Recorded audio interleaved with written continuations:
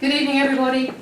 You're all very welcome. My name's Eve Patton. I'm director of the Trinity Long Room Hub, which is this building. And this is, for those of you who haven't been with us before, this is our research institute for the arts and humanities. And one of the very welcome elements within the arts and humanities is our new Centre for Resistance Studies, which was set up a couple of years ago by some of my very enterprising colleagues who join us tonight. And one of the first things the Centre for Resistance Studies did was to set up, not really a lecture series, because they're lectures of various kinds, readings, screenings and so on, but to set up a series that looked at the subject of literature and resistance. And I'm absolutely thrilled that this evening we come at last to the topic of poetry and resistance. I don't think I have to tell anybody in this audience that, of course, all poetry is resistance poetry of a kind. But there are occasions, time periods, political situations, and individuals who I suppose bring a particular kind of focus to the topic of resistance in their writing. And what a pleasure it is this evening to be joined by Nidi and Anthony, who are going to speak to this subject. Let me, before I hand over to our chair, thank again Poetry Ireland for partnering with us on this event. It's just great, as always, to have you with us. So on that note, I'm going to hand over to my colleague and himself a very esteemed poet, winner recently of the Rooney Prize for Literature, among many other awards for his beautiful memoir, All Down Darkness Wide, Seán Hewitt.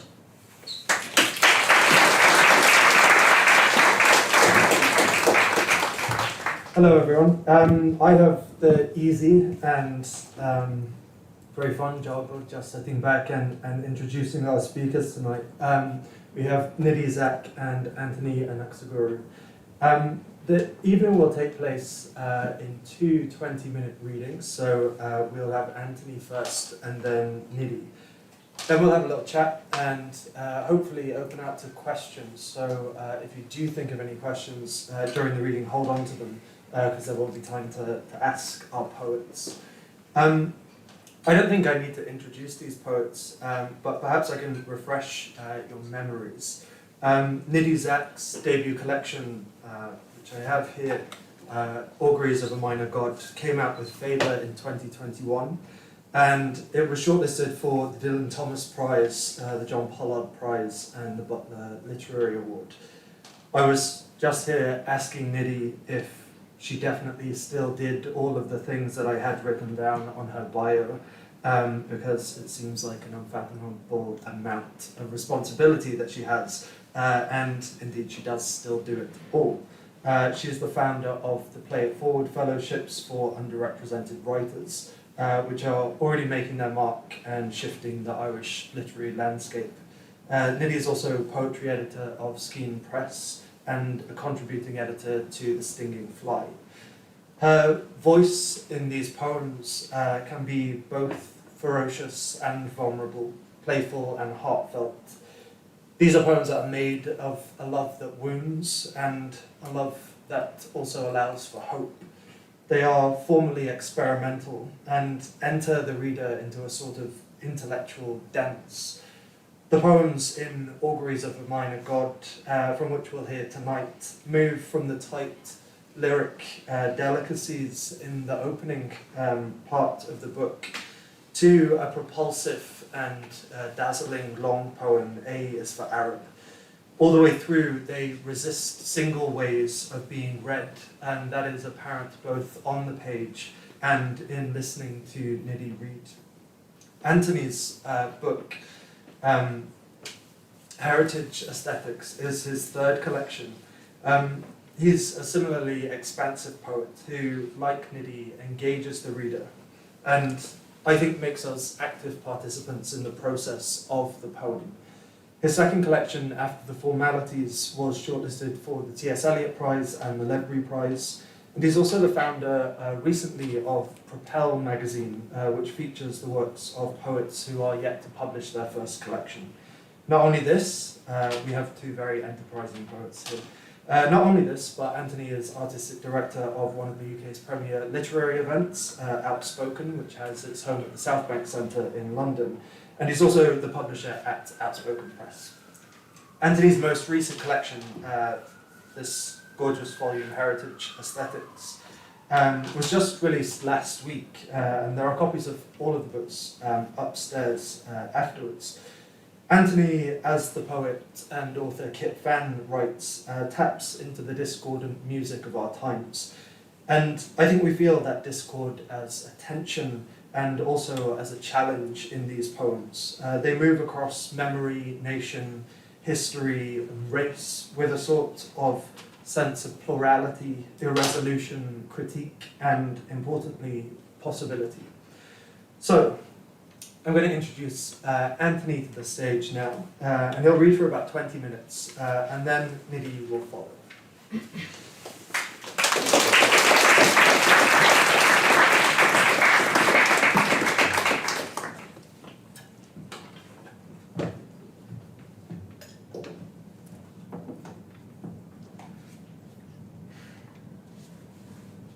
I started life as dead currency. In the first week of spring, a male voice on the radio said children develop a taste for praise by frightening off birds. As an adult, I've been attending to myself in my finest force leather, rocking the old days like a proto-meme, a subdued pleat, a Neolithic aphorism. I finished this bestseller in one day, Ways We Should All Be Breathing. It proposed I forgive my past for its stubbornness, or so I'll sneak the leading probiotics into the tabernacle while six-hooded men edit the bio of Christ. My skull needs lathering before it bribes the priest's sniper scope, which started off as liquid sand, relying solely on the glass blower's breath. These days I'm all epigenetics and indignation, minarets and anaeric miracles. I'm bending over backwards to kiss my trauma's forehead, all furrowed, as if it were my only son dreaming of being believed by the tea in a gaiwan. The job of any parent is to prepare their children for a world without them. Fear is the only conclusive list. I remember the body mass index of each Byzantine saint. The mosque across the road looks so peaceful, so photogenic. A public address blunders into barrier tape. Since then, I've made it a habit to check the ingredients of my opening gambits, weaponizing certainty, the glittered spool of a life wound.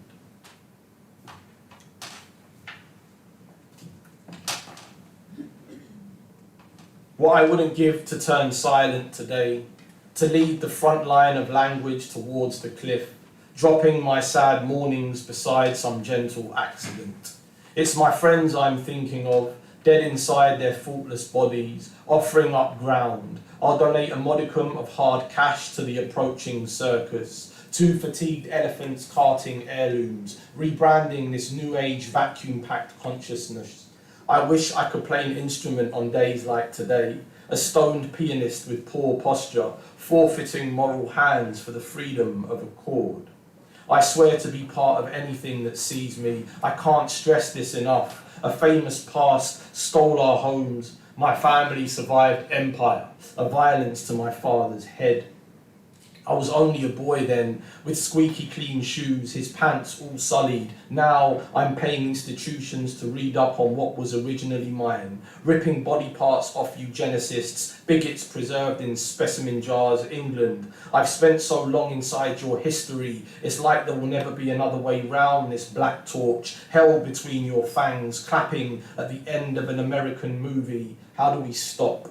Let love move us naturally. Dodge another set knee, the weight of our dead. One last plea, what I wouldn't give to turn silent today, before statistics catch a siren, turn into a baton, swinging meat, slave roads shimmying under brute force, the second coming, down above his temple, her pelvis, cracking law into order, forced to beg a badge, says what it wants, my friends, lost to daylight appearances, a platoon of cameras, my country, your country, rolling like jackals, thick with a sickness for blood, blonde, blue, white.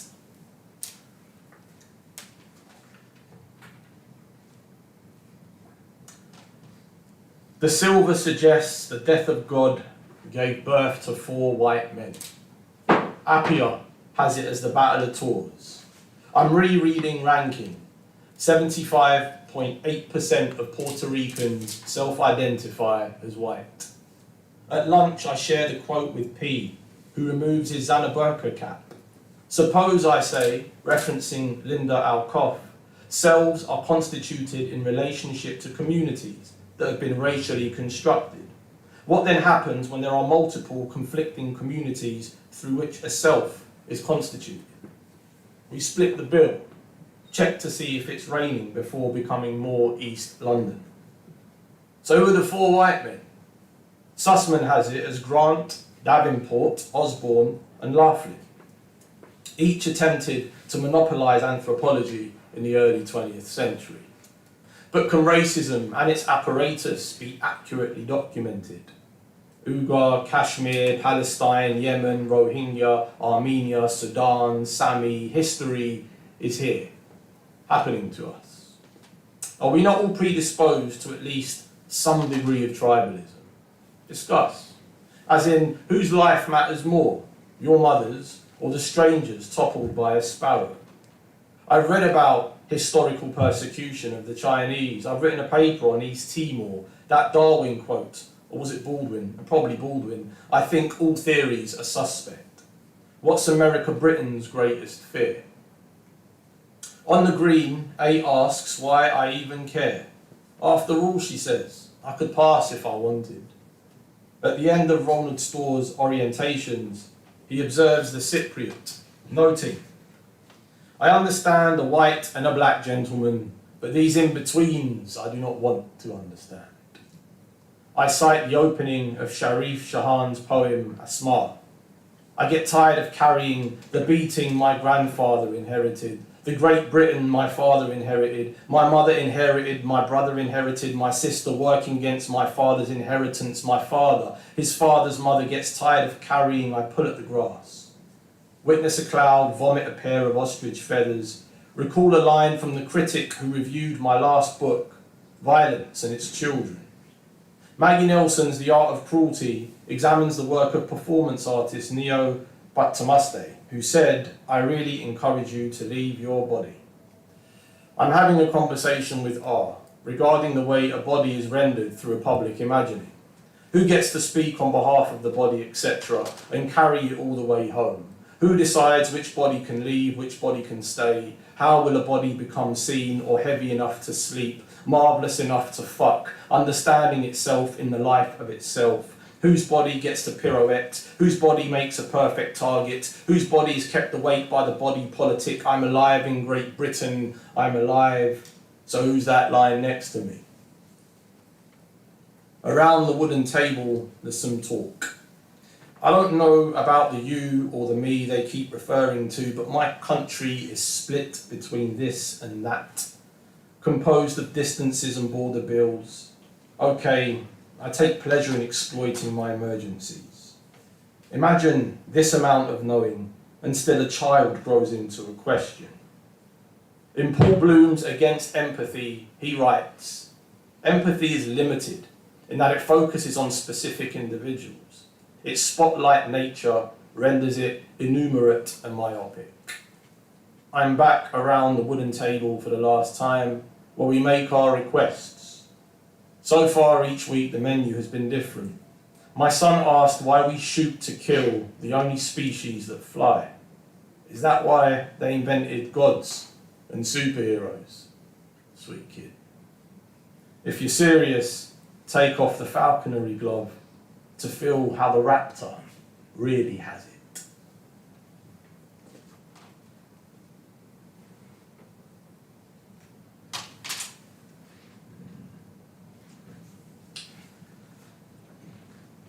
Evenings shoulder into the jasmine, fouler than a fatted cock. Each peony born to its station grows towards similar heights. We write so well for our kind, license the lexicon of power like the narcissism of a bullet. Stand by for a pylon in snow. History's digital cachet dilates. News gets crowned our century's insomniac. You're struggling to backpedal, spinning around the flush. I'll come clean. I can't stomach these tiny screens. 10-minute videos, someone's about to get cancelled. You know where this is heading. Some never get to come back as I'm sorry. How do you look so authentic in reproach? Breath rich in hemoglobin, your smirk thick with lipids. You know some lives won't make it the full way. Again, bodies will be snuffed at a red light. At the bottom of your rhetoric, semantics cruel. I want to vandalise speech, repurpose each syllable with a fairer way of shaping. You sit, sharing a ready-made war, bickering over its origin. You and I know the world is the last time for some of us who want life slowed. Each hashtag comes with a perfect set of holes, a cell. No matter the protest our actions become, we'll be hauling our slang around like a state, calling back its dogs, who brand wounds to sell them on, no matter the language we arrive in, no matter how long it's been since.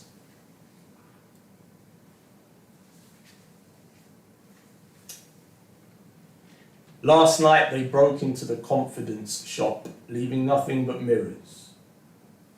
The whole time I was awake trying to fix my router. Today I'm sipping Americanos with 6 new interns, pontificating on the stoicism on lifeguards who grew up in rural England with all the prospects of a stationery outlet. In a few hours, a man will walk down the street in Birmingham to drive a knife into a person he's never heard laugh. Violence only teaches us how to keep returning to it. In real life, we share a third of our DNA with mushrooms. Some facts need to be written down before they're believed. My landlord spends his holidays on a Cumbrian field with his wife, who coincidentally happens to be my brother's landlord. There, they hold each other inside a small blue tent after weeks of heavy rain.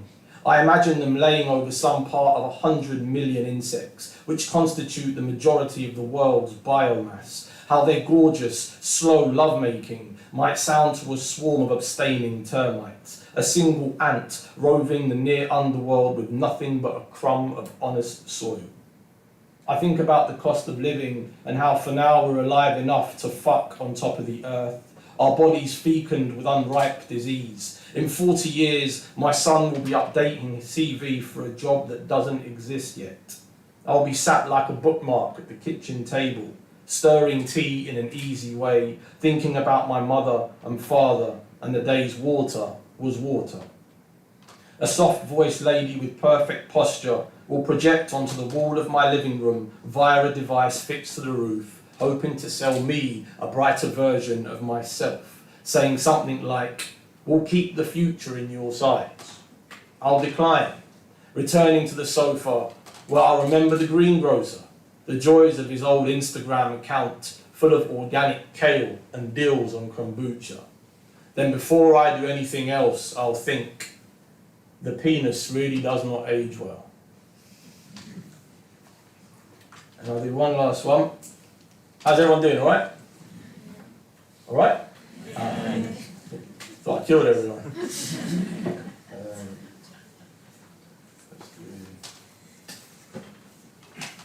This is a Sistina. The chance to be part of this happens briefly. My son grows to edge where the ocean slips, roughly pointing towards a float. He asks me to rescue it from a future he can't see. 3 slow steps in until I'm governed by cold, moving towards an unknown confluence. I'll say how I panicked, unmoored by my weight. They say the closer you get to time, the further it moves. For a brief second, I believed I could make a difference. Another cold thought splits my side. Salt clings, feels rough around my limits, each wave dumping sweat. I see my son's worry in the surge, hear his asking rumble through the earth's bladder. I want to ask for more time. How can a body reverse in water? I say aloud, I don't think I'll make it. Seeing his profile plunge like a conch. As a boy, I took a brief diving course where I learnt how oxygen turns starfish rough, drying them into land until a child discovers the cold of them, chucking what's left into a bucket. Over time, our colder selves arrive to find us struggling against the drift, asking for a cup of moonlight to sunny the medals from our rougher years. Say I persevered, not wanting him to see me fail, even if for a brief second he lost sight of me or believed I drowned at sea. I'll stay repurposing my strongest lines, see the float reaching for my hand, the gap becoming less cold, reminding me the ocean is alive inside the world. It's brief, to keep the retina saline, to not need a question, asking for little in return. The sea, it refuses to say why it keeps down the masthead, the ghost, roughly the size of my son's, waiting. I turn towards him, roughly where I left. What's keeping me afloat? My work sees him dressing up for a life, rehearsing what I'll finally say, hill walking out the ocean, his float in hand, juddering from cold. I did it for you, I'll declare. If he ever asks where I was the whole time, then I'll keep my explanation brief. Roughly the way my father did during those colder years when I begged his hand to turn me calm. I'm looking across the foreshore. I can't see him anywhere. I had this to give, to say briefly.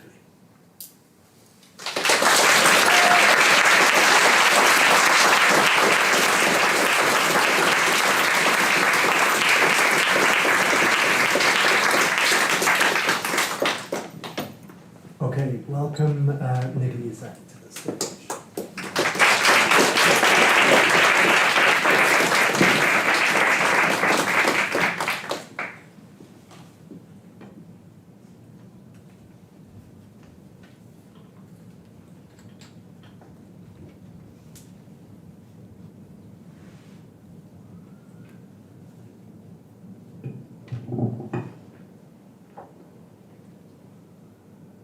Amachi taught me how to kiss. My small face in her hands, cheek blade wetting mine, breathing in shallow, lung filled, as if she had just been born and I, so close, enough to smell, giddy heat, oiled ringlets, like coconut, like matriarch, tough, round, outside, tender, white, inside, so later. When he put his tongue down my throat, I gave it back. Because a man who doesn't know how to kiss you doesn't deserve to touch your hair.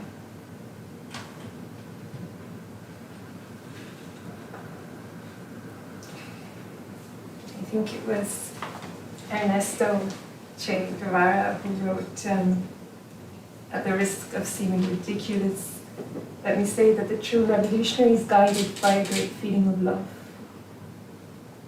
It is impossible to think of a genuine revolutionary lacking this quality. So all the poems I'm going to read tonight are about love in various forms. They're also about language, because language, for me, is one of the primary modes of resistance and expressing resistance, especially in poetry. So I'm going to read a few poems that sort of draw on different languages. And the first one is informed by my ill-fated decision when I was young to study French in an immersive language course in Paris. It's called C'est Poésie, which means it's poetry.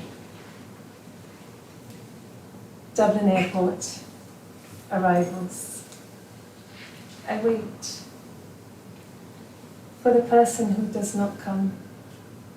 Each time the side-wide jaws of frosted glass glide open. Standing by a generic cafe chain where sparrows make a home, flitting low from the place where earlier rafters would have been. Man coming through with a boy I assume is his son, tired, both of them wanting to be elsewhere, breathing different air. But when he sees a bird, his eyes fill with wonder. The oiseau, he points out to the child. Oiseau. But this boy cannot see bird, cannot see life hopping across hard tiles, hiding among the cheap legs of chairs manufactured in China.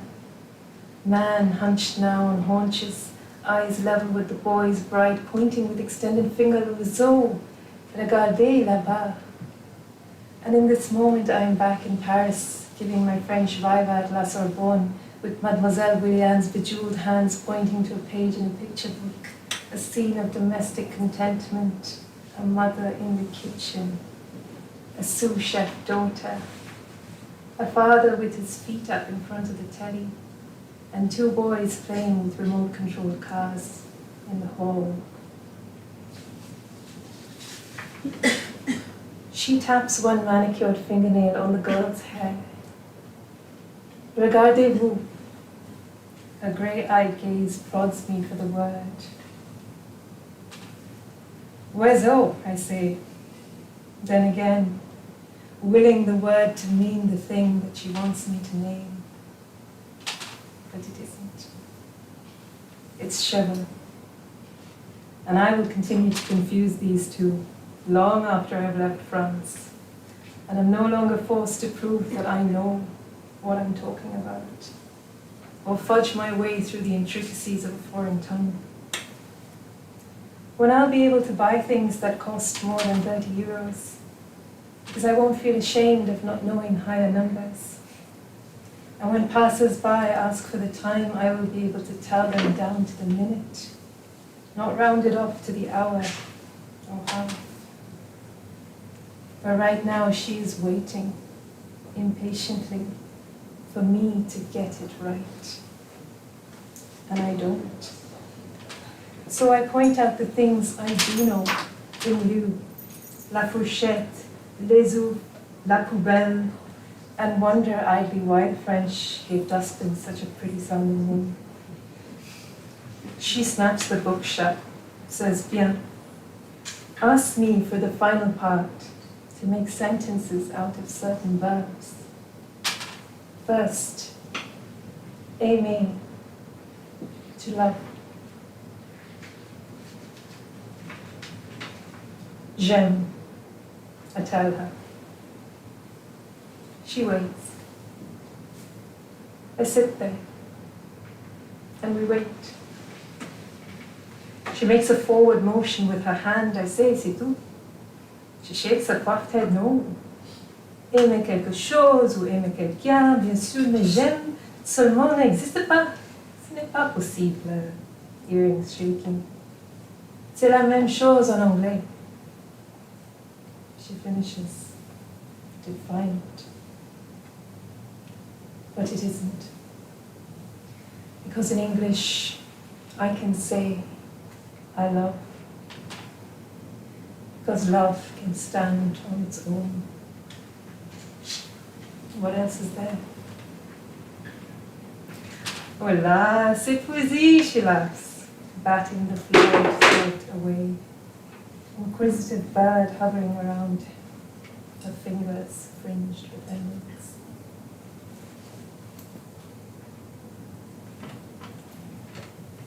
This poem is called Ama de Casa. The year my family moved to Santa Fe, New Mexico crowned the bizcochito the official state cookie. Dula Maria, our new nanny, took it upon herself to show us how to bake the aromatic cinnamon anise sensation. Dula spoke English in an accent so luxurious it made you want to roll in it, like a dog in fresh mown grass.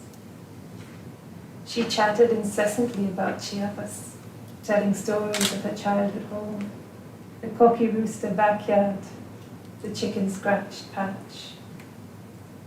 Everyone became an accomplice to her liaison with language. Amor, ¿cómo se dice? How you say? She would sidle up to us shyly, grabbing at her Zeldal twins, Chico and Ines, scampering in and out of the open kitchen door. hair like the glossy rumps of corvids seek to stride their heads. In the hollowed pumpkin flicker gaze of that first Halloween night, they weave their way between the rest of us baking skull-shaped biscochitos for trick-or-treaters, punching them out in pairs, icing those mocking eye sockets, those grin and bared teeth, showering them with sugar like a blessing. Espera, yours, she begged. But the dusty diction of Inglés held no hope for the young. They resisted like revolutionaries, Spanish like a seabird, darting, thieving, glimmers of foreign fish in their wide-mouthed blue.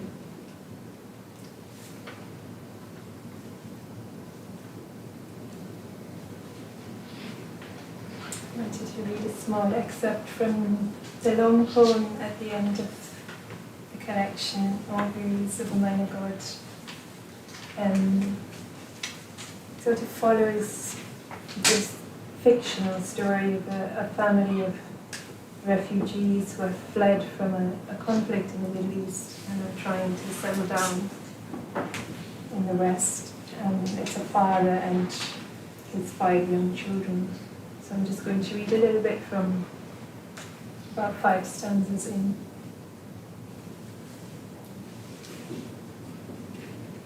Go now. Get a house in the suburbs, white fence, white neighbours. Watch them glare at you from behind their gauzy, diaphanous drapes while you wheel out the garbage bin. Turn up their noses as if you embody the stage that you simply carry. Get your kids ready for school, gobbling down their generic milk flake breakfasts, gathering up your collective courage, waiting for the traffic lights to turn. Green says go. You're teaching them to chant, red says stop, yellow get ready, green says go. But color means other to you. Means green card, black list, pentahued, pentagon, terror levels. That's what's going through your head later as you help them with homework, to get better grades. Try to grow them up well because you need to teach them to be good citizens. They are only children, so it's futile. They simply don't get it. They are not citizen, not permanent, not resident, not anything. Yet giving up when you've got this far is not an option, even on the days when grief drags you under like a body, sunk and heavy.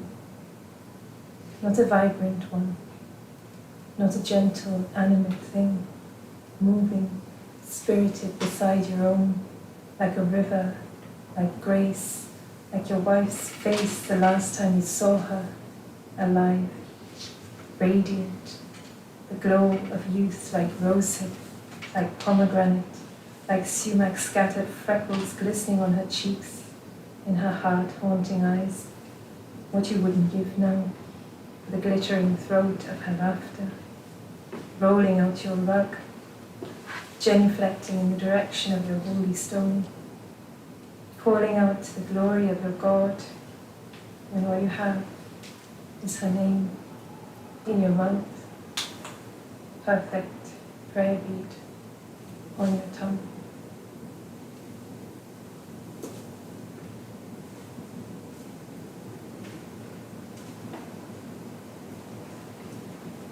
I'm thinking about the topic of today's discussion and being here at the Centre for Resistance Studies, I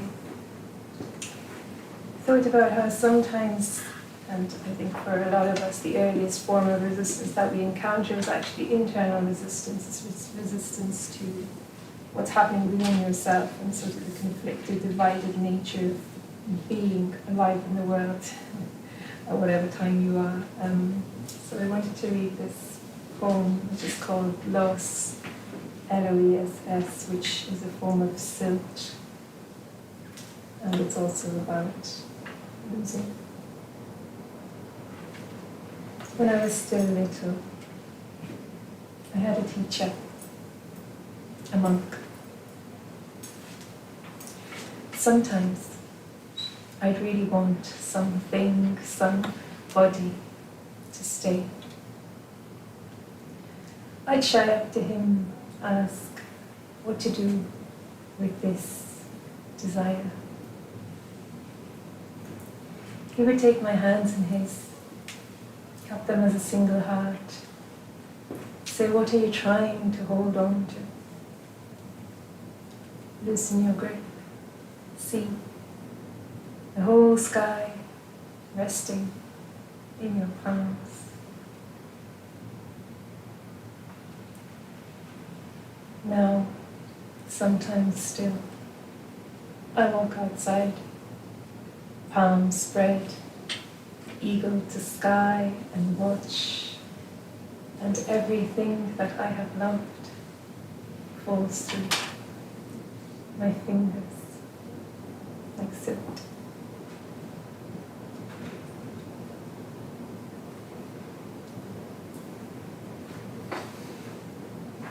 I want to try reading a poem that is sort of got a graphical representation, so it's written in two parts. It's a found poem, which is taken from existing kind of documents. So the left side of the poem is taken from an article in the newspaper which was published a few years ago, which was called "What are the chances of migrants making it through Irish port in a truck?" It was talking about a group of migrants who had smuggled over in a ferry from France. And the right side of the poem draws on a history of British birds. It was a book written in 1870, and it talks about birds who are migrating from east to west. And I was struck really by the similarity in the language used in describing these two very different sorts of migrations. So I tried to put them together in the same poem, so I'm going to read it and hopefully it will work without seeing it on the page. It starts with an epigraph from the Book of the History of British Birds, which says that a European bird's migrate across the seas or to Asia was understood in the Middle Ages, but subsequently forgotten. And the chances of migrants making it through Irish port in a truck. With 1.3 million freight vehicles and trailers passing through the three main Irish ports annually, the Garda and the Revenue's Customs Service face a mammoth task in detecting migrants or contraband, such as drugs and counterfeit cigarettes being smuggled into the Republic. These birds go in large flocks, frequently of several hundreds, and commonly in parties of not less than 30 or 40 together. They are scarcely so suspicious as on the ground, where you can hardly approach them within a few hundred yards. And if the majority fly off first, a few generally wait a little longer. Senior Garda officers in particular are very concerned that cases like the discovery of 16 Middle Eastern migrants, all male and 2 of them juveniles, are about to become more frequent when Britain becomes harder to enter. The Reverend Gilbert White, in his Natural History of Selborne, remarked of the large flocks to be met with in hard weather being almost exclusively composed of females.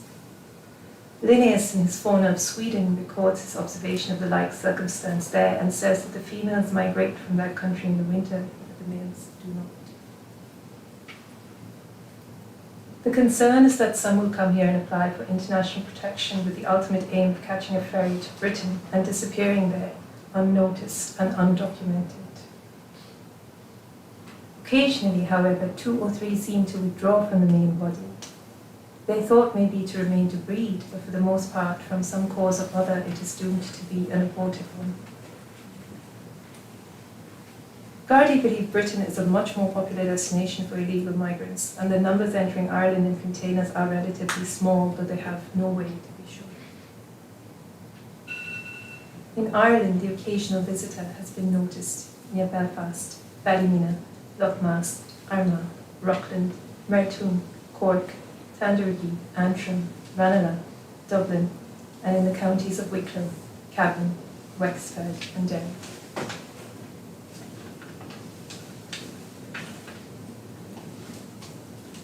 While trucks carrying freight are sealed when the containers are loaded, this has not stopped migrants or the gangs that smuggle and traffic them bypassing the seals, which snap if the truck's doors are opened.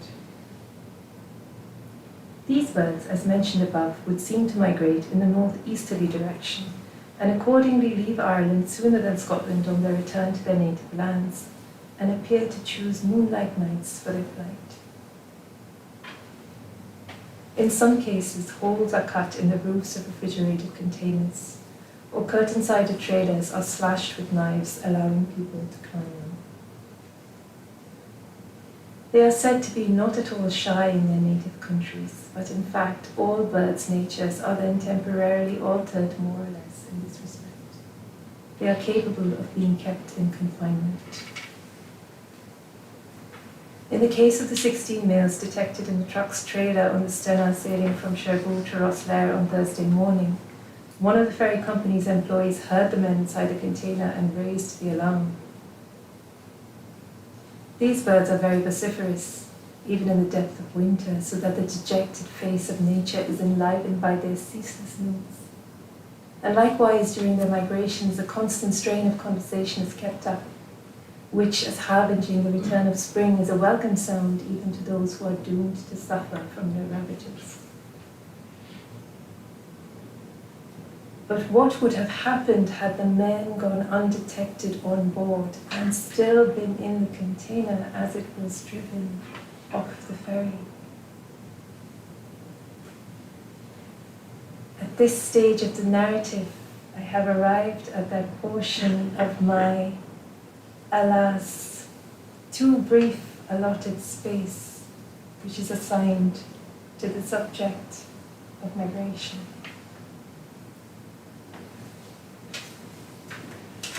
Thank you.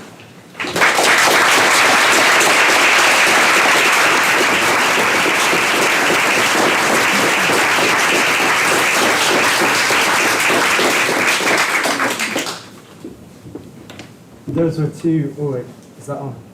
Is that on? I can't tell if I'm just loud. No, you have to press it.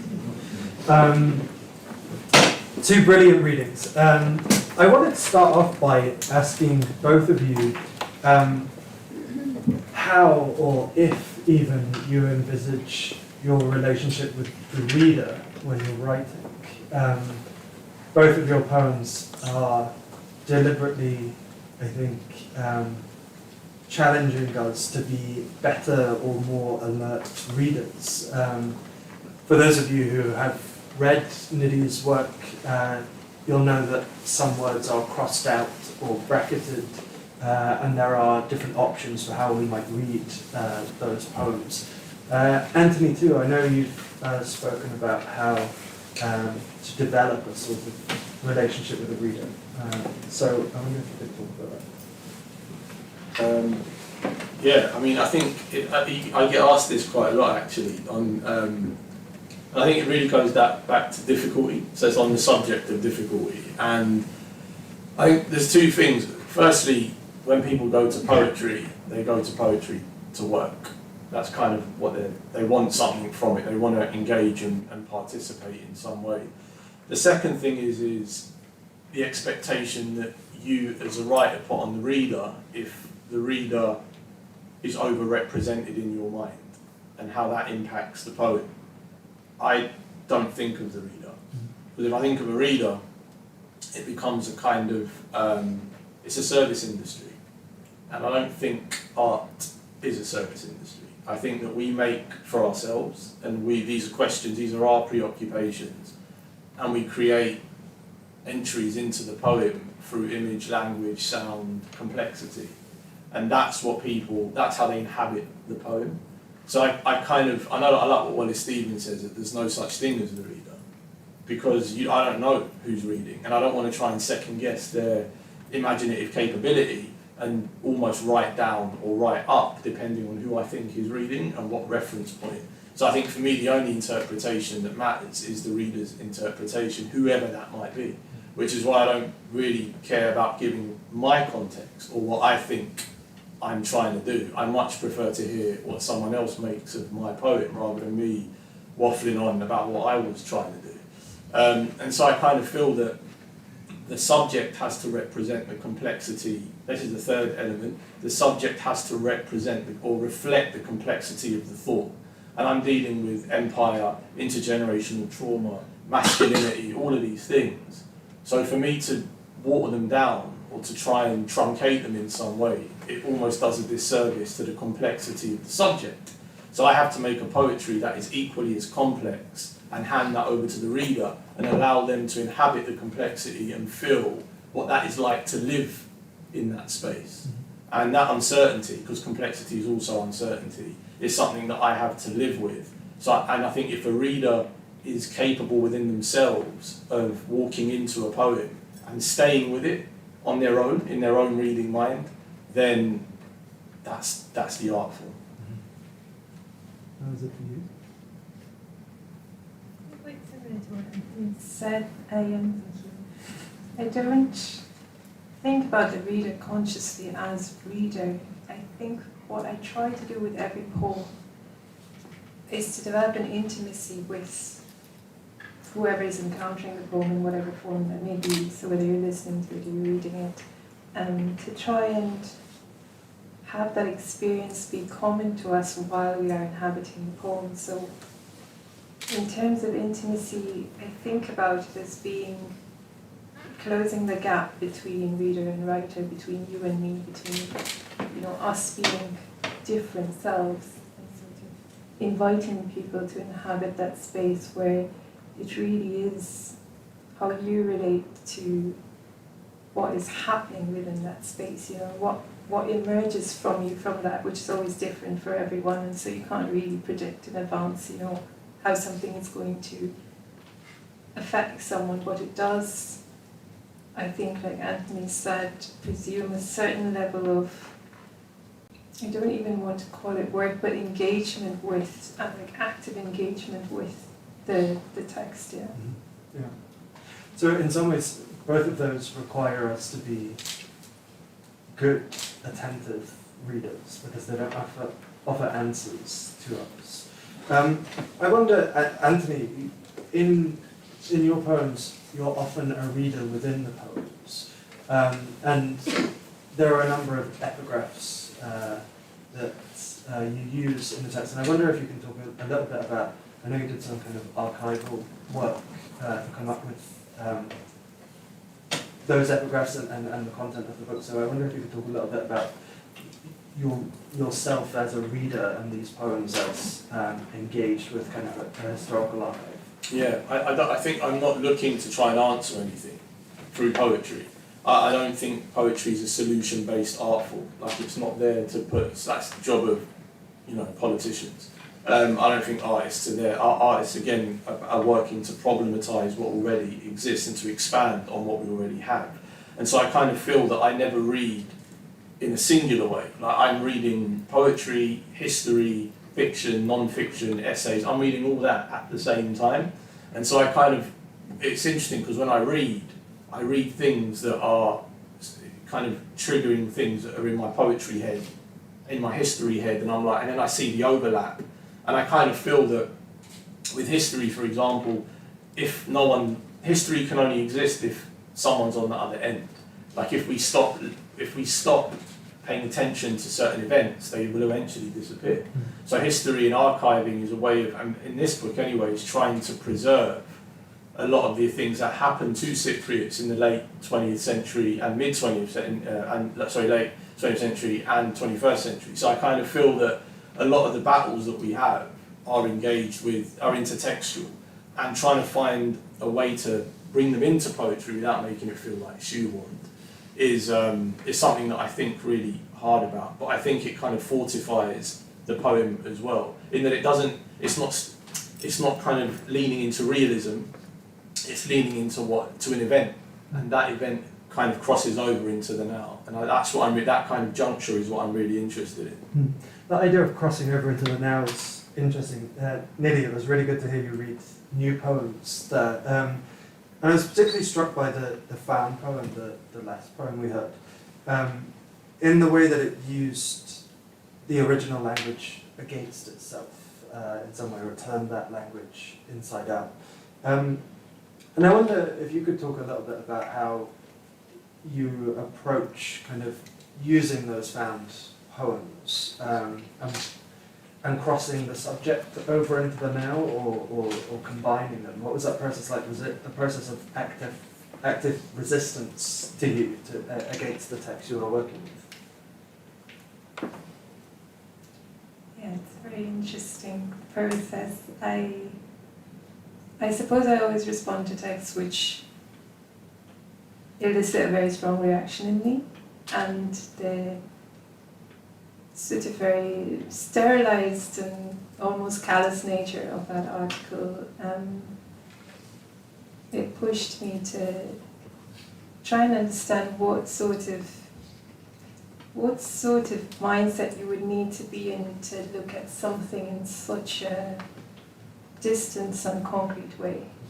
And it sounds almost scientific, you know, in terms of the way that it's written, and very clinical kind of perspective. And so I was interested in looking at a scientific text and seeing what the similarities were there. And first I thought maybe psychology, you know.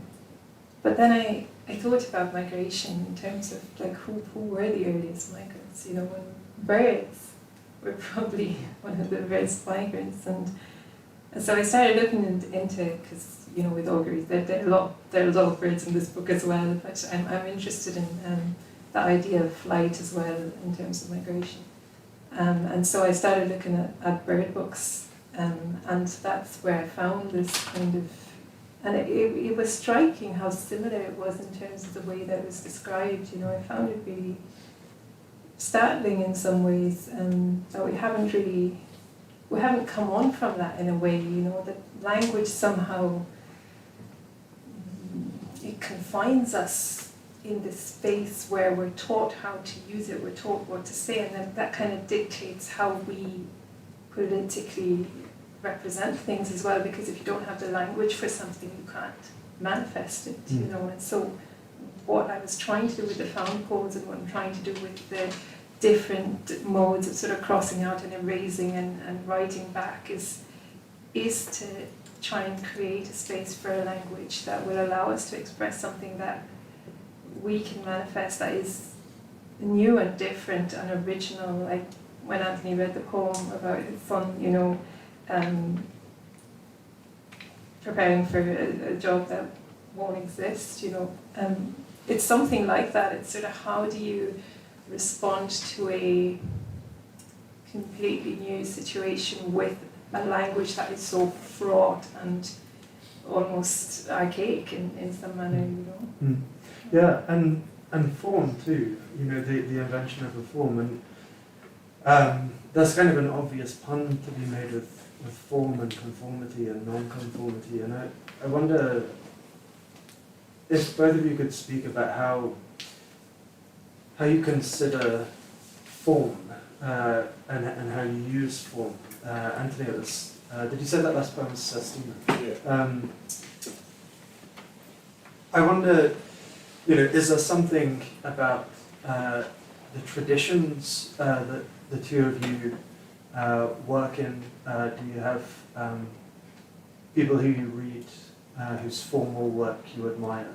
Or how do you arrive at your use of form? How? I think form is massively political, if I'm honest. Like, I think it comes down to who's using the form. You know, like you take your own body politic into a poem. So when Terence Hayes completely messes up the sonnet, he's doing something quite radical. And I think, you know, I was chatting to poet Aria Eipe, who's a friend of mine in New York, and we were talking about the sonnet, and he says you've got sticklers and then you've got jazz. And it's the idea that, and I really love that kind of way of thinking about it, in that if you think of Diane Zeus, or you think of Kim Adonisio, or you think of Terence Hayes, they all work in the sonnet, but they're constantly pushing what the sonnet can do. And so if you look at the Petrarchan sonnet versus the Shakespearean sonnet, that's fundamentally different, right? And so I kind of feel that you have to be pushing forms all the time. Like Sherman Alexie's Sistina is not the traditional Sistine. Like he's doing things in it that wouldn't exactly be seen. Oh, that's not really a Sistine because you've done that on the envoy rather than this, or you're changing the grammatical category here and not doing that. You know, like having an adverb as opposed to an adjective. Like all of these things are what pushes the thing forward, because life is not symmetrical, it's not neat. And I think as Dion Brand was talking about this idea that when you break language and you break with convention, what you're doing is you're disrupting the social order. And the social order is regimentation. We live in a regimented world, and through the fluidity of poetry, you can disrupt. And for me, I'm a disruptionist. Like I want to turn language upside down as a way of taking back something that the colonizer forced onto my ancestors 78 years ago. And I think that is where the radical element for me comes in. I'm writing in English. English is my second language. And so I kind of feel that having these forms, acknowledging them, honouring where they come from, be they France or Spain or Italy, and then moving them that way through my own working and having them fit me, you know, like tailoring some clothes so they fit you, is really how you progress these things. That's what I mean about it being very political. Nidhi, is form political to you? Well, it's not political.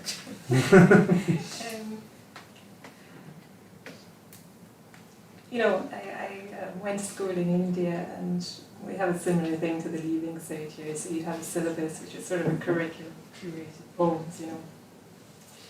And so we had poems from Blake and Keats and Alfred Lord Tennyson and a couple of other famous white men. And I read them all, and it was the first time I knew what poetry was, because I think poetry in the East is generally more, it comes from a religious tradition, so it would be whether you look at, you know, old sort of Japanese poetry, Sufi, Indian scriptures, they would all be in a very specific meter, in a very specific form, and that was what kind of lent it its status as poetry. If it conformed to the form, it was poetry. If it was free verse, it wasn't, you know. So when I was reading these poems in the syllabus, like I had never seen a daffodil, you know, I didn't know what a highwayman was, like I couldn't care less for King George's men and Bess the Landlord's daughter and whoever they were. But when I read those poems in English, you know, they didn't relate to my life in any way. They just, I could admire them for their language, you know, for their prowess, for the sublimity, but they didn't move me, and I wanted to be moved.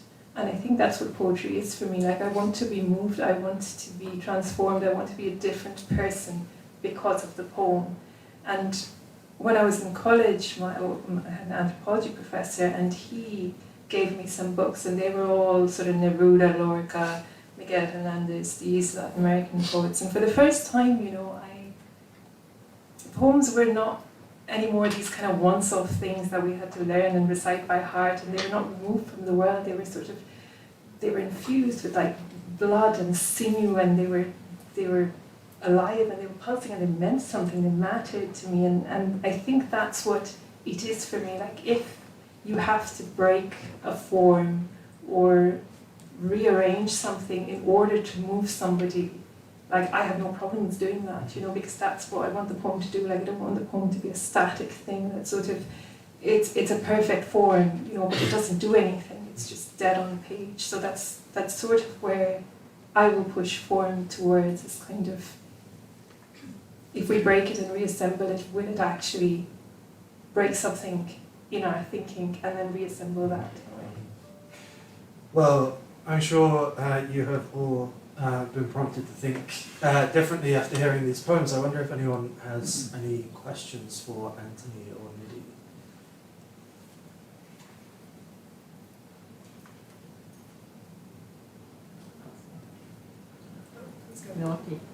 Yeah. I was struck by the voice, like the tone of your voices when you were reading them aloud, because your voice was very gentle and soft, and that was almost a trap to fall into when thinking about the subject of the poem. So I was wondering how both of you thought about reading the poem, like how the poem would be read aloud while you were writing them, Like, was there any kind of active reflection of how the poem would sound while you were reading it aloud? I think that every poem is a particular personality. I kind of write around personality. So the voice of the poem comes from the personality that the poem is trying to get across. And with each personality, there's a different mode of address. And I kind of feel that when I'm working the poems out, some poems are more antagonistic, some are kind of maybe a bit more satirical, some are more lamenting, more introspective. So I kind of feel that that voice, but then again, it's not the sound of your voice. I mean, I've got quite a big boomy voice anyway, so I can't help that. But I think the tone of address is what's really interesting, and how it shifts depending on your mood when you start those. Because don't forget, these poems have been worked for 3 years. Like, it's not 15 minutes sitting down, bang, away you go, cheeseburger and chips. And so I kind of feel that it's interesting to watch that trajectory happen, because who you are at the beginning of a writing project isn't going to be who you finish with at the end. And the poems that make it the full distance are the ones that go into the book. Loads there's KIAs all over the place. And so I kind of feel that that voice develops over time. And the more you keep drafting and reworking a poem and combing it, then it starts to come through. But it's not a performance in the fact that, like, theatrically rehearsed. It's just those words, that sound, the intentionality of the piece is what you've picked up on. So that's not a conscious thing for me, so I couldn't answer it in a strict way because I haven't thought that through. It's just the personality of the poem that is coming through me. And maybe when you read it out to your friend, you'll have a different music. Yeah, I think that point is really cool, that everyone reads it differently, you know, and so many times, like, I'll get a reading and I'll read a poem and then people come and say, I didn't read it that way in my head, you know, and it's really interesting. It's like, yeah, it's a different head.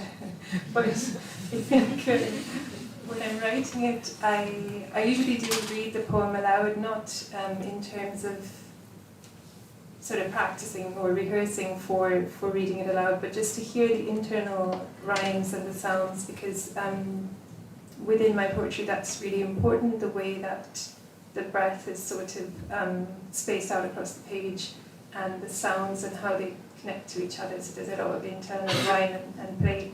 So I will read it out after it's done. I'll read it aloud a few times just to hear if there's anywhere that jars, you know, and that doesn't kind of flow. So I do, in that sense, I would read it aloud. But yeah, I think it's interesting in terms of reading to an audience. And I think when you have a live audience, there's always, for me, there's sort of three entities in the room. There's like the reader, and then there's the listener, but then there's also a collective kind of imagined space between us, you know, where something magical can happen. So, yeah.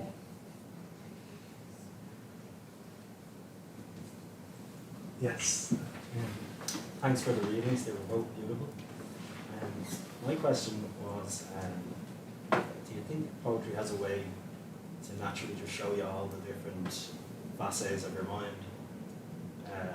And if so, should we use all those different elements that are kind of, you know, in the corner that we wouldn't have seen until we kind of enter that mind frame where we're ready to create? Yeah, that's a good question. I don't know if it can. I think you learn more about yourself in the writing process. Like, I begin with the subconscious. So when you begin, I begin with no intention. I just sit down and I trust the channel that the poems come out from. And I have a line that I don't necessarily understand in a literal sense, you know, but it's communicated something, it said something to me, but I don't understand what it's saying.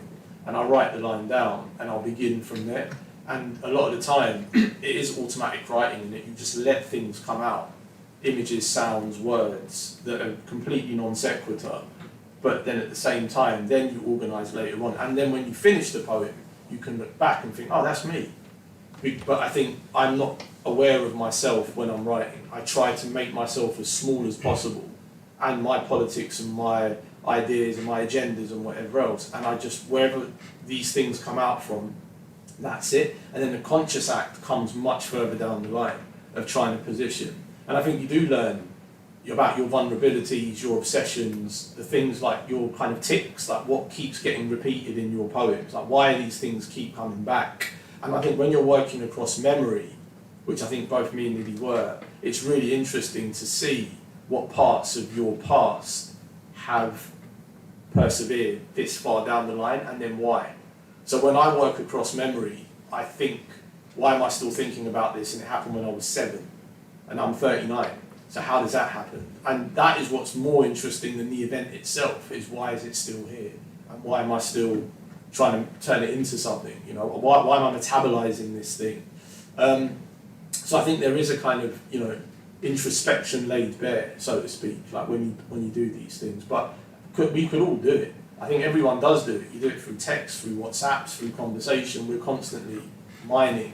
But I think the act of kind of converting things into poems is something that, yeah, I don't know, it's incommunicable. Like I don't know how and why it happens, it just happens.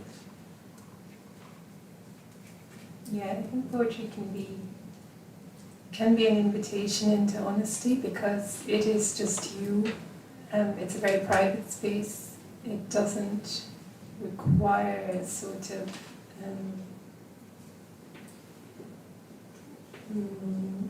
mask that I think some other forms of writing lean towards.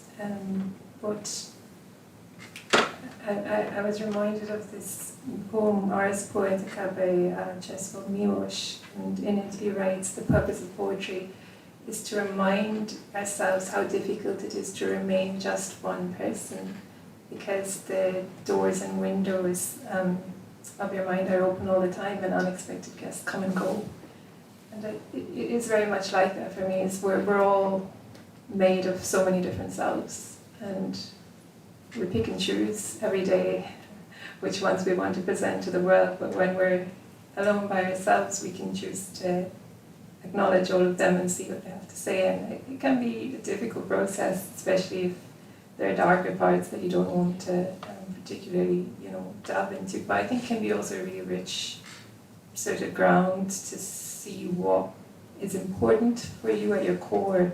And I keep a dream diary, which is also very funny, like just to keep a dream diary, because you wake up 4 a.m, you write something down, you're like, this is genius, and then you read it in the morning and it's like, Floyd's whiskers twitched, his tailbone itched, and I was like, what is this? Anyway, I think keeping a dream diary is a really useful way of just picking up on things that you don't necessarily understand, but have settled in you in some way and have something to offer you if you play around with it. Okay, we've probably got time for one question. Is there one at the back? Thank you very much. I really enjoyed your responses, Anthony. I came in halfway the reading. The responses are very nice, but at the same time, I don't know how many of the audiences are poet, the percentage that are poet. But there's something you said about the dismissal of the reader and the poem as it's so enterprise, So those are a little fresh. I would like to say free. You have some edges, But I would want to know more about your very generalistic approach towards defining what is poetry, answering questions. But I know there's very generalistic way of you answering questions, which is nice as well, So I want to ask Nidi a question. Do you think that poetry can actually redeem narratives of the oppressed immigrant experience, displaced people? Do you think poetry can actually mediate that? Your poetry is there's a writer, I think it's Anna Tuba, there's kind of influence, kind of similar sounding when I was writing the poem. But like you say, you pay attention to the words, the readings. So I want to ask specifically, do you think poetry in this modern day Do you think poetry can actually redeem the narrative for immigrants, their experiences and the likes? Thank you. Thank you. It's a big question. It's a big responsibility for poetry. I think whenever a person is challenging the dominant narrative, so when a person is writing counter to the dominant culture, whether that's linguistically, whether that's ideologically, culturally, politically, this is a form of resistance. And I remember reading about the poet Anaxagorou. And there was a moment where, they were standing in a line to get on a boat to leave, to flee and to go to another country. And there was a woman in the line in front of her who recognized who she was. And she said, will you write about this? And Anna nodded, and then she just smiled. And I think there is that power in poetry, there is that power of not forgetting, which is, for me, really profound,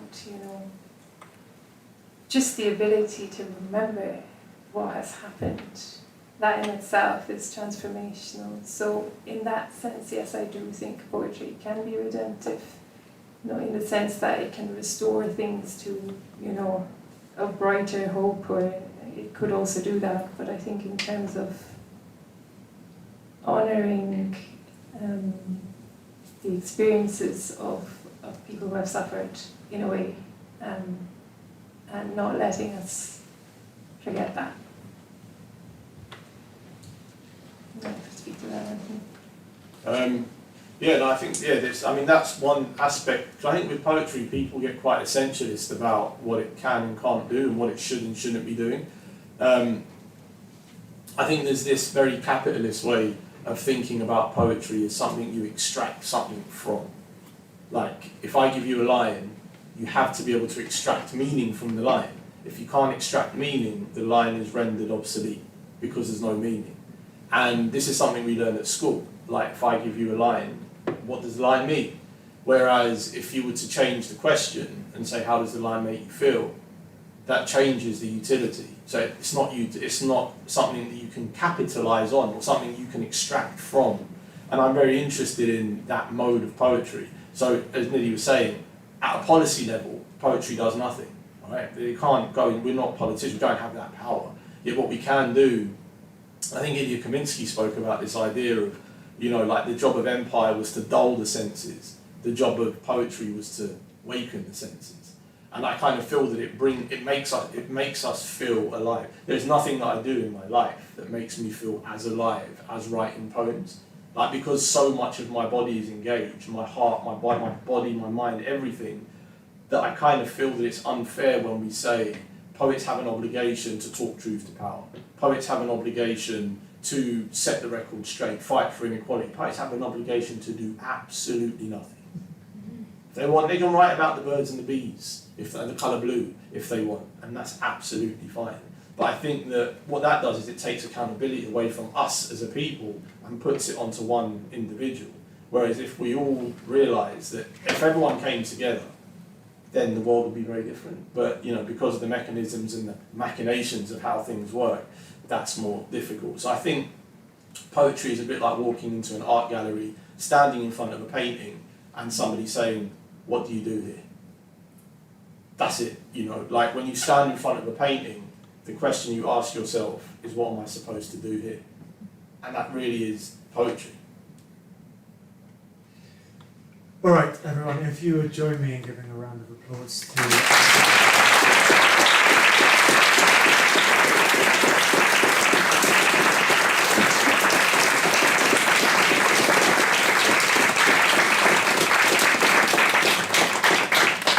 I am informed that there are drinks and books upstairs.